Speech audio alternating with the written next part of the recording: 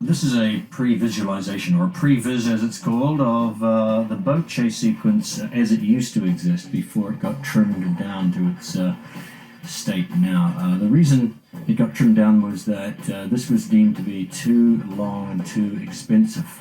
But what I always wanted to do was to show how versatile Darius, Ice Cube's character, was.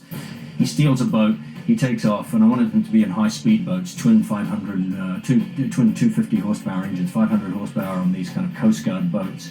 He goes tearing off down the river, pursued by other agents in equal speed boats, and they come to low railroad bridges. All these locations existed. We location scouted them. We drew these previses according to exactly the locations. These are old rusting hulks of boats that are sunk in the Baltimore River.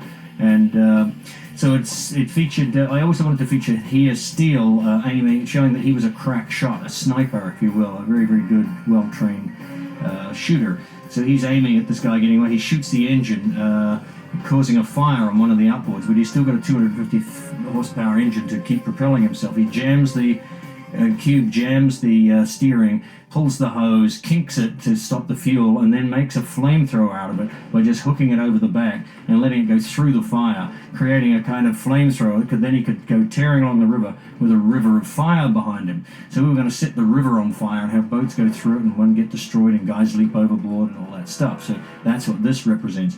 Then as he was going along at less speed than the others, at least he could dodge them and they couldn't catch up with him because they were being cut down by speed. He goes around under the bridge. He sees an excavation, what they call, I guess, a dredge, a unit for dredging sludge up out of a river and making it deeper than it actually is. Toby, in the meantime, is pulling up on a vehicle and being pursued by police up on the bridge. And this is where it pretty much follows the shape of the story as it is at the moment. That the guys are now following him and catching up with him in their boats.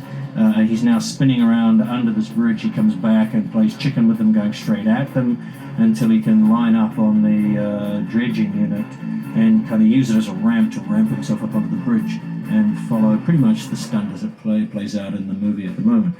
So it's all the advanced work on the water. It's always deemed that once you get on the water, you may as well double the budget because everything gets more expensive. Putting people, cameras, stunts on the water. Having to set a river on fire in America is very expensive and costs a lot. There's also environmental concerns.